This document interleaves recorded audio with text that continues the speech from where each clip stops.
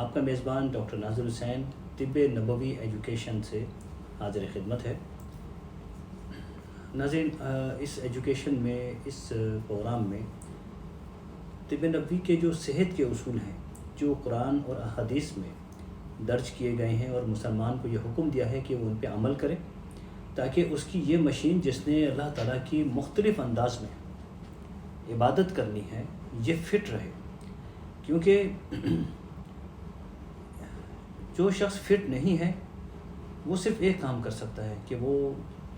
Bed پر یا اپنے بستر پر لیٹا ہے اور ایک تسبیح پڑھ سکتا ہے، دعائیں کر سکتا ہے، اس کے علاوہ وہ جسم کسی کام کا نہیں۔ ایک تندرست جسم علم حاصل کر سکتا ہے، دوسرے کو علم سکھا سکتا ہے، کوئی کام کر کے اپنی ضروریات زندگی پوری کر سکتا ہے، اپنی بھی پوری کر سکتا ہے، اپنے اہل و عیال کی بھی، اپنے خاندان کی، اپنے دوستوں کی، اور بعض اوقات تو انسان بڑے پروجیکٹ کھول کے بہت سارے لوگوں کو روزگار کا ذریعہ بنتا ہے۔ یہ سب کچھ ایک فٹ شخص کے لیے ممکن ہے۔ اس پروگرام میں ہم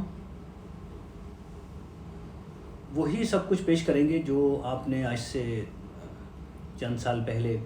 ہیلتھ ٹی وی پر دیکھا اور ARY کے چینلز پر دیکھا، آپ نے آج ٹی وی پر سدرہ اقبال کے شوز میں آپ نے دیکھا، اور اسی طرح سے ڈاکٹر شائستہ کے پروگرامز میں آپ نے میرے ایجوکیشن کے پروگرامز دیکھے، جو کہ نبی کریم صلی اللہ علیہ وسلم نے جو تعلیمات دی صحت کی، اس پورے صحت کے چیپٹر کو آدھا اسلام قرار دیا گیا۔ یعنی اسلام کو دو حصوں میں تقسیم کر دیا گیا، ایک تو ایمانیات اور دوسرا صحت اور صفائی۔ اور علماء کرام یہ فرماتے ہیں کہ صحت و صفائی بنیاد ہے باقی تمام چیزوں کی۔ بنیاد اس طرح سے ہے کہ ایک صحت مند آدمی، ذہنی صحت مند، وہ ایمان بھی لا سکتا ہے، یقین بھی اس کا بہتر ہو سکتا ہے، اور وہ بہت سے روحانی جسمانی بیماریوں سے بھی بچ سکتا ہے۔ اور جو شخص ذہنی معذور ہو، ذہنی بیمار ہو، وہ شخص نہ تو ایمان، نہ اسلام، نہ قرآن، نہ خدا، نہ رسول، نہ پیغمبر،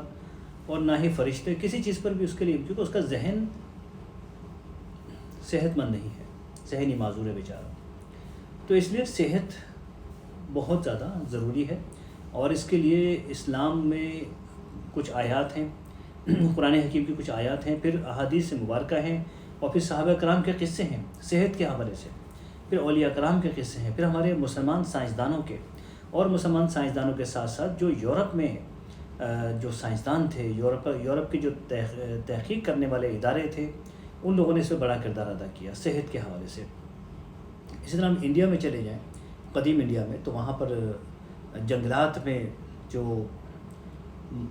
ہندوؤں نے جو ریسرچ کی ہے، ان کے جو پنڈتوں نے اور ان کے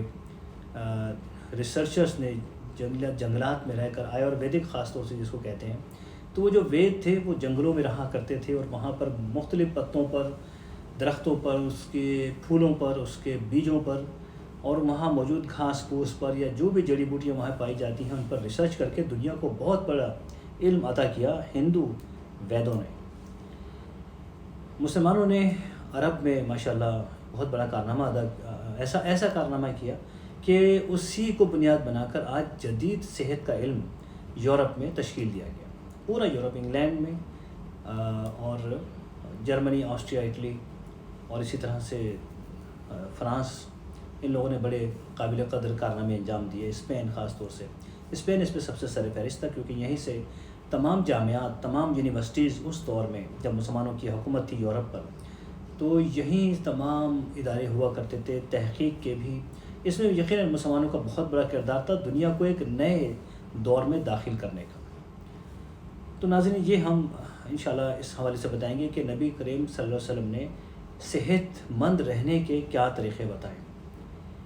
دوسری بات کہ نبی کریم صلی اللہ علیہ وسلم نے اگر کوئی شخص بیمار ہو جائے تو اس کو صحت کی دنیا میں واپس لانے کے لیے کیا طریقے اختیار کرنے کا حکم دیا، اور وہ ہم دیکھتے ہیں کہ آج کے دور میں انتہائی مؤثر ہے، بلکہ زود اثر ہے۔ تو اس لیے اس بات کو انشاءاللہ ہم اس میں ڈسکس کریں گے، اور آپ اپنے سوالات اس نمبر پہ بھیج سکتے ہیں جو اسکرین پر موجود ہے۔ چونکہ میں دبئی میں مقیم ہوں، یہ پروگرام دبئی سے نشر کیا جا رہا ہے، تو آپ واٹس اپ کر سکتے ہیں، واٹس اپ پر اپنے سوالات بھی کر سکتے ہیں۔ اچھا، یہ ہوگا ایک تربیتی کورس، اس کے دو حصے ہیں۔ ایک تو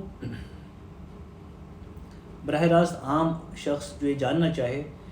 کہ میں بیمار کیوں ہوتا ہوں، اور بیمار ہو جاؤں تو مجھے اسلام میری کیسے مدد کرتا ہے صحت مند ہونے میں، دوبارہ صحت مند ہونے کے لیے۔ اور دوسرا ایک اور علم ہے کہ میں کسی کا علاج کیسے کر سکتا ہوں۔ یہ ہم نے دو شعبے بنائے ہیں، ایک عام آدمی کے لیے اور ایک معالجین کے لیے، چاہے وہ ایلوپیتھک ڈاکٹرز ہیں یا ہومیوپیتھک ہیں، اور جو حکیم حضرات ہیں ہمارے طب یونانی سے، طب مشرق سے تعلق رکھنے والے، آیورویدک سے تعلق رکھنے والے، ویسٹرن ہربل سائنس سے تعلق رکھنے والے، وہ بھی اس علم کو سیکھ سکیں گے، اور دوسروں اپنے پریکٹس میں قرآن اور حدیث میں درج میڈیسنز کو استعمال کر کے لوگوں کو زیادہ بہتر رزلٹس دے سکیں گے۔ تو اس کے لیے ہمارے چینلز کو لائک کر لیجئے تاکہ آپ کو ہماری آنے والی ویڈیوز ملتی رہیں، سبسکرائبس کر لیجئے، ویڈیوز آپ کو نوٹیفیکیشن آتا رہے گا۔ یہ کورسز ہوں گے، کورس نمبر 1 انشاءاللہ ہم چند دنوں میں پیش کریں گے۔ اس کورس کو آپ نے کس طرح سے استفادہ کرنا ہے کہ آپ اپنے کاپی پین لے کر بیٹھیے، اس پر تمام باتیں وہ نوٹ کر لیجئے